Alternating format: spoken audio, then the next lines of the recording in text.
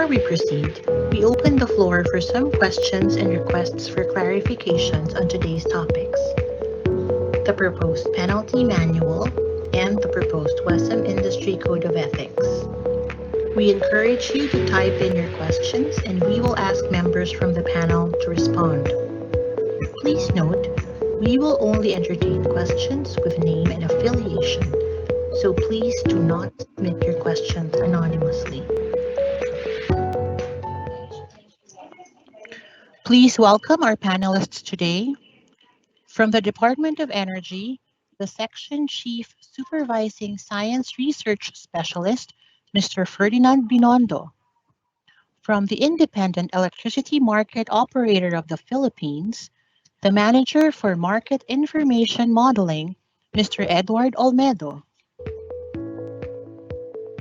From the Philippine Electricity Market Corporation, the Head of the Market Assessment Group, Mr. John Mark Catris. The Head of the Corporate Planning and Communications, Mr. Clares Lauren Halocon.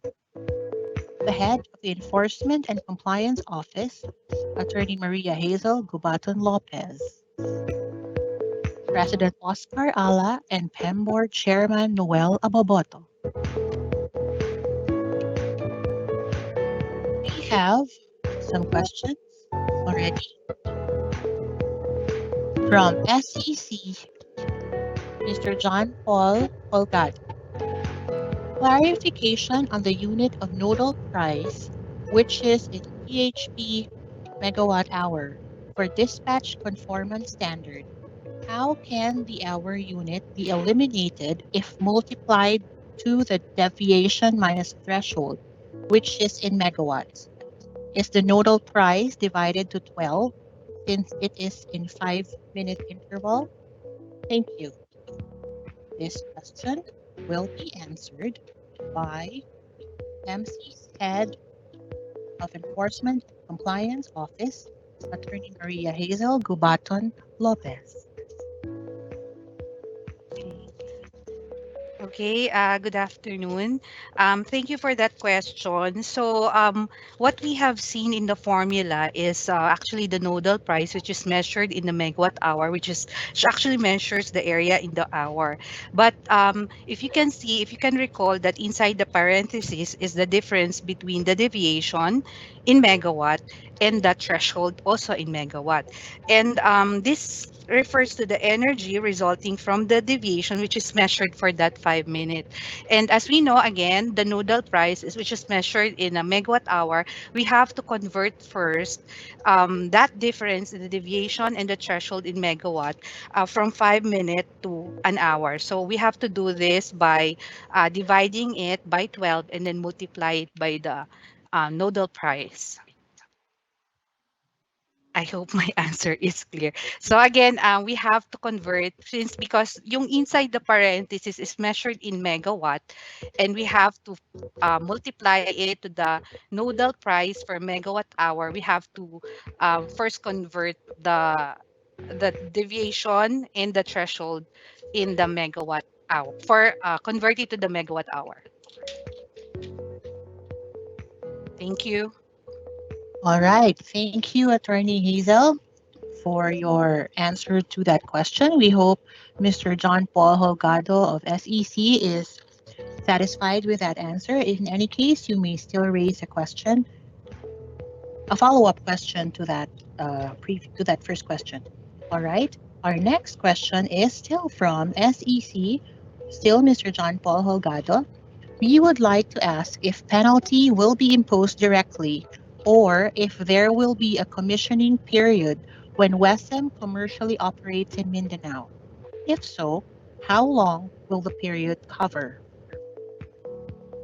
This question will be answered by the Section Chief Supervising Science Research Specialist of the Department of Energy, Mr. Ferdinand Binondo.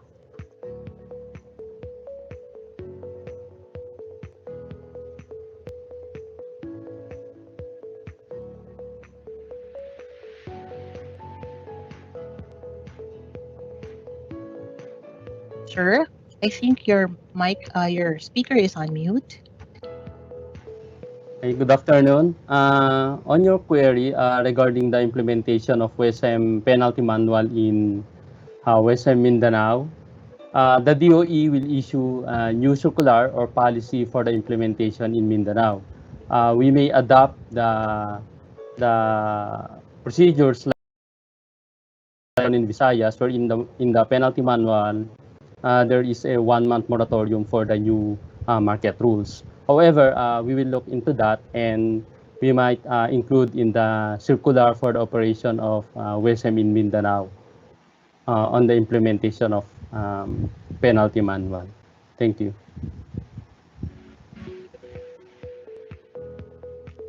Thank you, Sir Ferdy.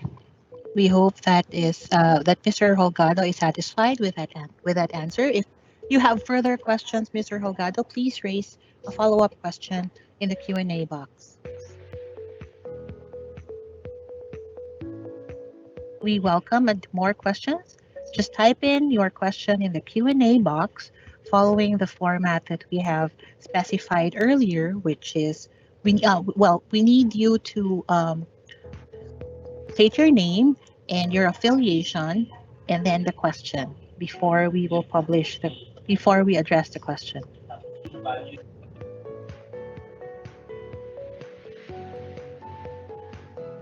All right. We have a new question from Aboitiz Power Corporation, Mr. Jason Francisco. Good afternoon. What is the motivation of imposing the formula-based penalty in the dispatch conformance standards?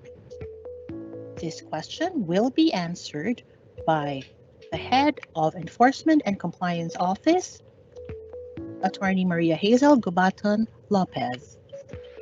Hi, Jason. To answer that question, as we know, the violation of the dispatch conformance standards is also determined on a 5-minute dispatch interval. And I think the most realistic basis to determine the extent by which the trading participant benefit from the deviation or the extent of its violation is by referencing it to the nodal price at that specific interval. I think that's the nearest a measure that we can get for that specific violation for that 5-minute dispatch interval.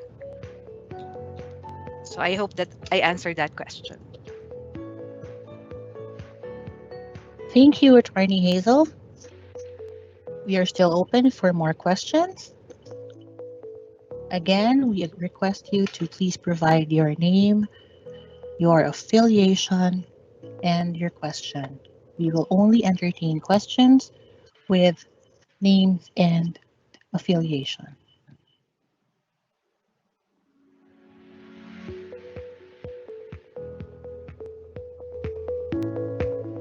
All right, our next question is from MEIPI, Ms. Ethel Adrunia.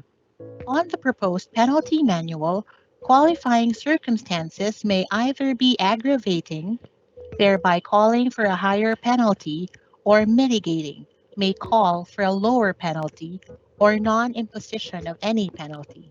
Who will determine this? What are the determining factors? How can we be assured that this will not result to a subjective determination of the same? This question will be answered by PEMC's Head of Enforcement and Compliance Office, Attorney Maria Hazel Gubaton Lopez. Hi, Attorney Odrunya. To answer that question, in determining which qualifying circumstance will be applied for purposes of determining the imposition of penalty, since the penalty under the Penalty Manual 2.0, it's the ECO will now is now authorized to impose the penalty. It's the ECO who will determine. Now, on the question of being it's subjective or objective. I think it's objective in the sense that the qualifying circumstances are specifically stated in the penalty manual. Just to name a few is the occurrence of the market intervention or suspension. So I think the incident is a factual in nature. So I think that actually eliminates the opinion or any concept of it being subjective. Now, for the mitigating penalty, again, we provided one example earlier that if the party voluntarily reported the non-compliance prior to the conduct of investigation or monitoring. Again, that's factual in nature. So I think the worry that it may be subject to the discretion of the ECO, I think that wouldn't happen because of the clear guidelines in the penalty manual. Thank you, Attorney Odruña. Thank you, Attorney Hazel. We move on to our next question. Again, if you have follow-up questions, we understand that this is a new normal, so we will still entertain follow-up questions. You can type it into the Q&A box. All right, our next question is from SIPC, Mr. Richard Arsenal. As we all prepare for the commercial operations of the new MMS, are we expecting that all required documents, examples, penalty manual as promulgated by DOE, PDM approvals by ERC, DOE declaration of commercial operations will be done before the NMMS era? This question will be addressed by PEMC's head of the Market Assessment Group, Mr. John Mark Catrice. Hi, Mr. Arsenal. Good afternoon. Thank you for your question. As for the manuals that are required for the NMMS, please be informed that all of these are with the DOE right now. They are for promulgation, and I believe they are at the last stage of their finalization. We are rest assured that we are working closely with the DOE and other entities to realize and ensure the finality of all of these manuals and rules. Thank you.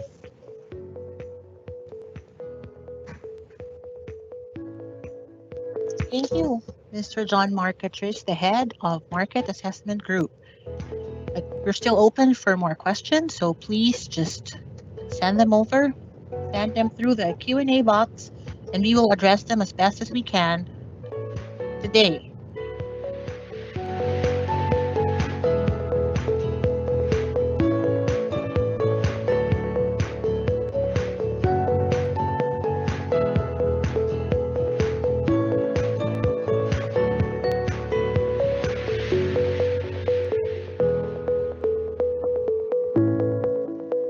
All right, we have a new question from ILPI, Keenan Eric Buagas. Are DUs allowed to pass on to its consumers the penalties imposed by the market to the said DU? This question will be answered by the Section Chief Supervising Science Research Specialist of the Department of Energy, Mr. Ferdinand Binondo. Go ahead, Mr. Binondo.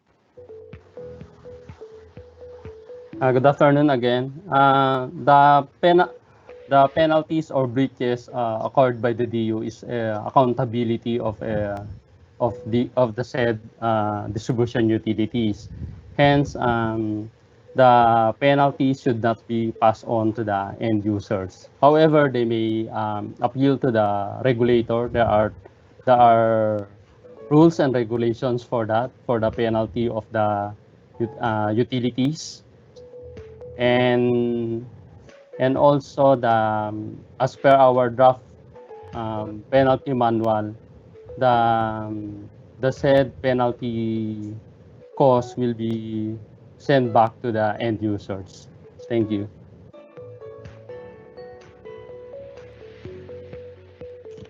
Thank you, Mr. Binondo. We move on to the next question, if any. Again, we request everyone to please type in your questions in the Q&A box.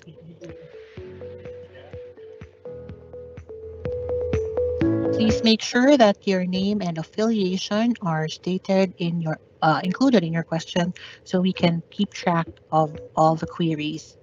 Thank you.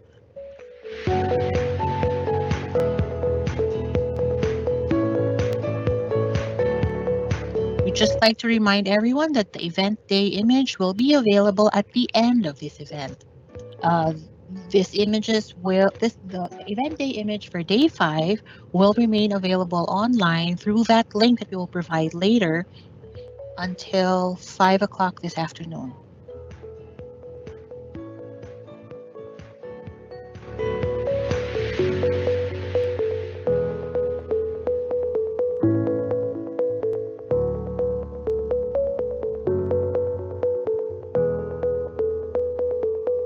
welcoming more questions. Just type away.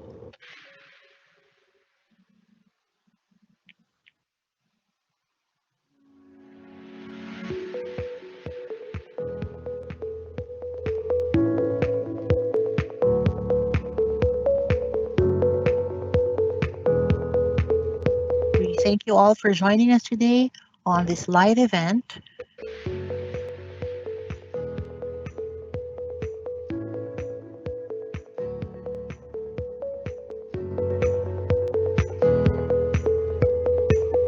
Any more questions?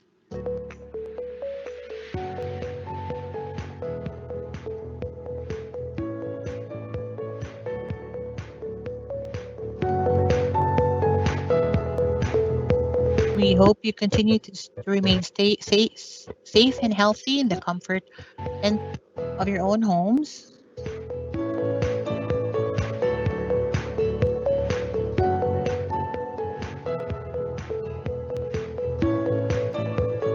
Ako na lang, sige.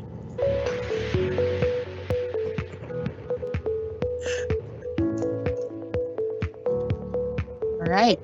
Our next question is from SIPC, from Richard Arsenal. Considering various WESA manual promulgation, PDM approval, all stakeholders information campaign is the target new MMS commercial operation on December 26, 2020. Still a viable options. If not, when is the most practical or feasible date of new MMS commercial operations? This question will be answered by PEMC's Head of Market Assessment Group, Mr. John Mark Catriz. Thank you. Thank you, Mr. Arsenal, for that question. I believe that's very closely related to your previous question. As I've said, all the readiness activities have been undertaken and have been ongoing for quite some time. And December 26, 2020 is still the recommended go live date for the NMMS unless this has been changed by the DOE. And I would like to stress the point that it is the DOE who has the final say on the go live or the launch date of the NMMS. Thank you. Thank you, Mr. Catrice. We have a new question from SEC, Mr. John Paul Holgado. We would like to ask about the status of CPEMs. Are there fixed schedules of trainings for this next year? Thank you. That question will be answered by PEMC's Head of Enforcement and Compliance, Attorney Maria Hazel Ubaton Lopez. Hi, sir. Again, thank you for the question. About the CPIMs on the status, we will be undertaking an audit of the CPIMs for the year. And we hopefully after that, we can, after all the fixes, we can conduct the training that would actually cover the TP's participation, especially on the submission of the explanation and the supporting documents and necessary information about the process flow from CMON to CPEM. So we will schedule that definitely in the first quarter of next year. Thank you, sir. Thank you, Attorney Hazel.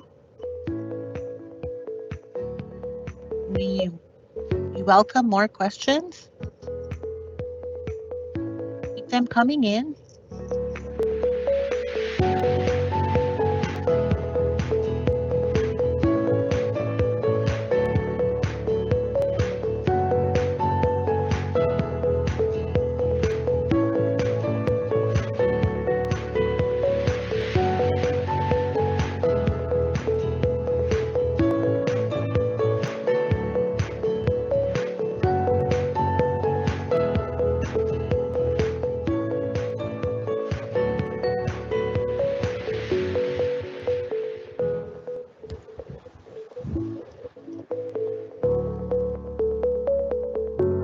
All right, we have a new question from MEI PEI.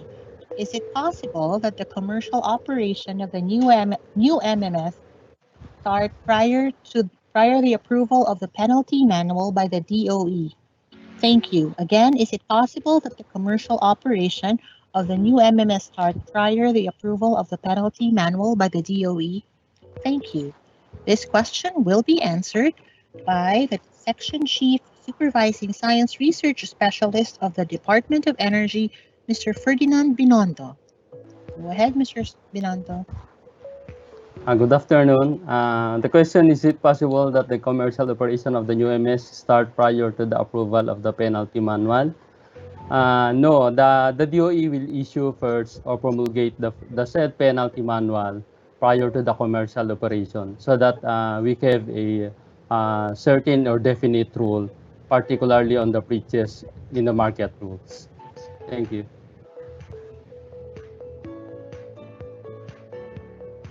Thank you, Sir Ferdy. All right, we have a new question. We have a new question from AHC, from Ms. Cynthia Encarnacion.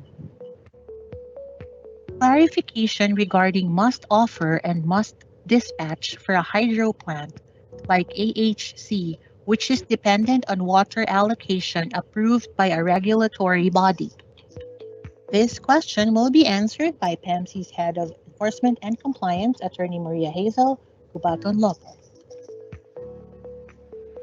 Hi, Ma'am Cynthia. To answer your question, again, we will be monitoring based on the monitoring that we're actually doing right now. We have to determine the maximum available capacity, which is net of all the restrictions that you have. Just in your case, like a hydro plant, the water allocation or any restrictions from any regulatory body will be considered in determining the maximum available capacity of the Angat power plant. So it will be considered in the determination of the breach. Thank you, ma'am. Thank you, Attorney Hazel. If you have any follow-up questions, now is the time to type it into the Q&A box so we can address it during this event.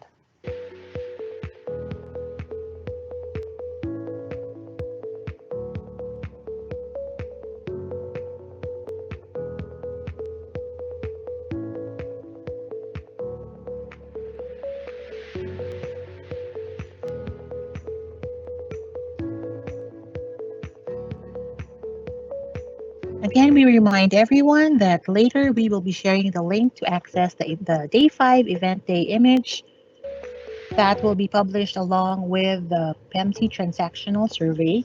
We hope you accomplish the transactional survey before you access the event image.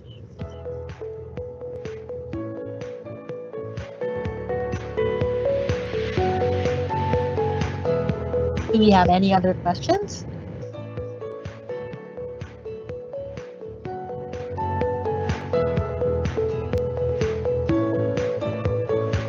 Okay, so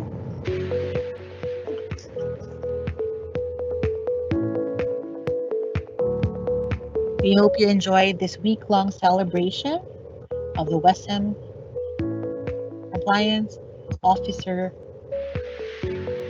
Summit 2020.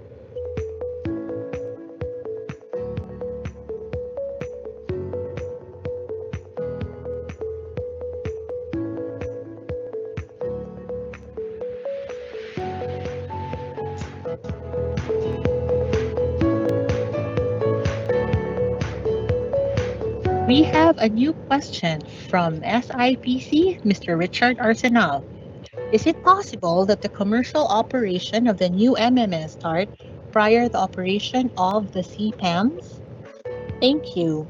This question will be answered by PEMC's Head of Enforcement and Compliance Office, Attorney Maria Hazel Gubaton Lopez. Um, yes, sir, Sir Richard.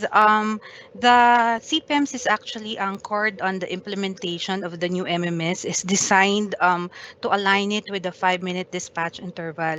Now, if CPEMS, if you're asking if CPEMS is dependent on the implementation of NMMS, yes, but it's not the other way around, meaning the NMMS can still proceed without the CPEMS, but not the CPEMS without the MMS. So I hope that's clear. Thank you, Sir Richard.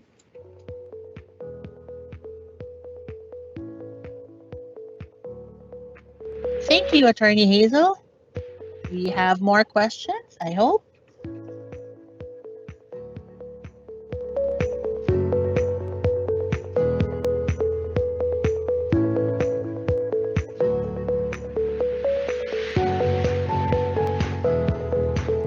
Okay.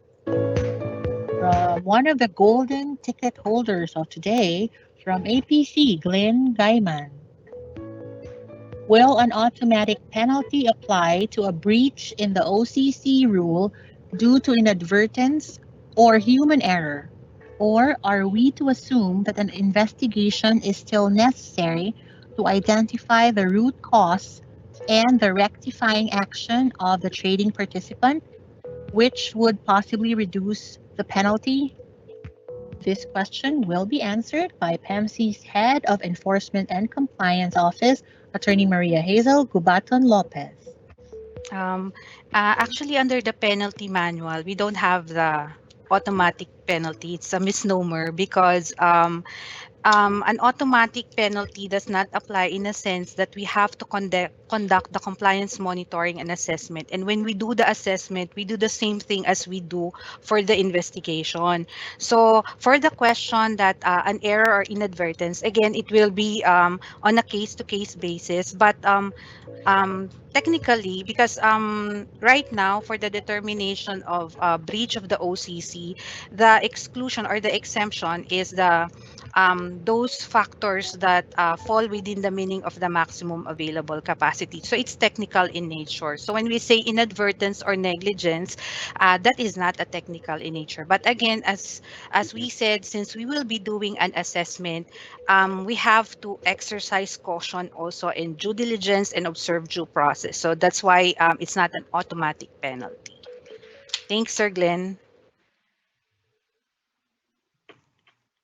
Thank you, Attorney Hazel.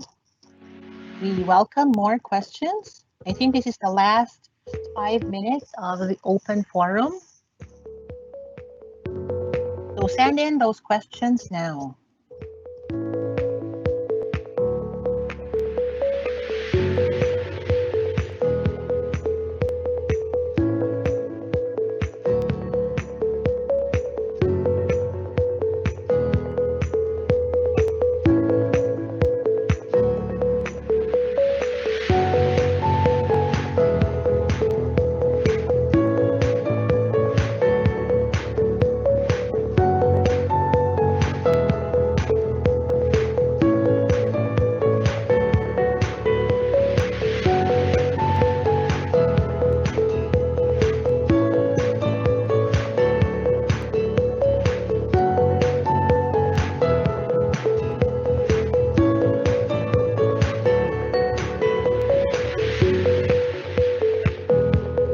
We want to remind everyone that as soon as you complete your 5-day images from the WCO Summit 2020, please send the accomplished event passport or tear sheet in PowerPoint format to pemsi.info@wesm.ph. As soon as you complete, send it via email. Okay, we have a new question from AHC, Ms. Cynthia Encarnacion. In relation to must dispatch in time of typhoon and we need to release water, can we be considered as a must dispatch or request for a must run plan? That question will be answered by PEMC's Head of Enforcement and Compliance Office, Attorney Maria Hazel Gubaton Lopez. Um, Thank you, Ma'am Sincha. For the question, if you can be classified as a mass dispatch, no, ma'am, because the registration right now with the WESM is you are registered or your plant is registered as a scheduled generating unit. Now, to treat you as a mass dispatch, you have to satisfy the requirements set by the DOE and the manuals, which is you have to again, you must be a run of river and you have to be certified as such by the Department of Energy. That's a prerequisite in the registration in the WESM. But as your question as to the effect of a typhoon that you need to dispatch water, then it's another case because that is a consideration on any constraints or any limitations that you have when you dispatch. So again, it will be covered in the assessment, not because you are a mass dispatch plant, you are still a registered as scheduled generating unit. I hope I answered that clearly. Thank you, ma'am. Thank you, Attorney Hazel. Very timely question from Cynthia Encarnacion with a downpour currently happening in Ortigas Center where our offices are located.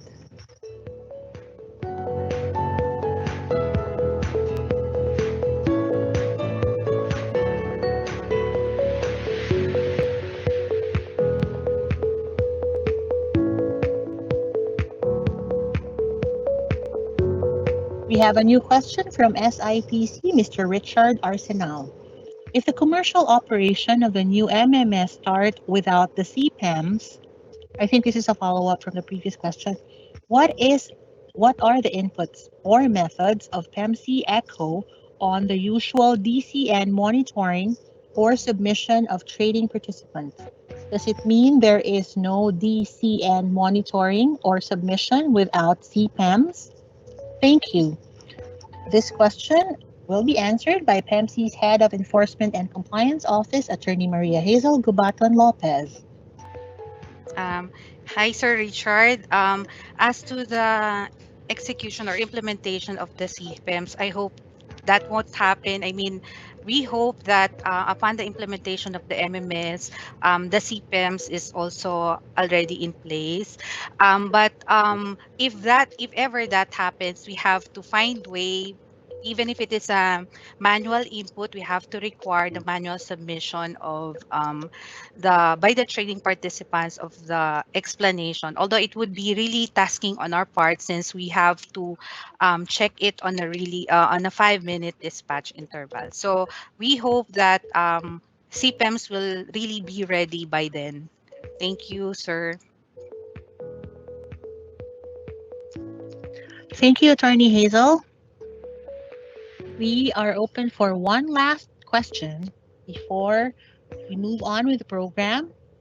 So, one last question.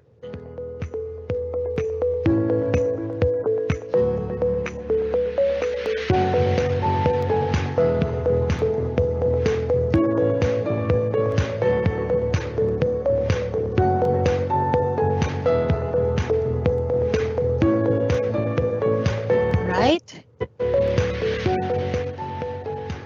So, no more questions. We thank the members of the panel.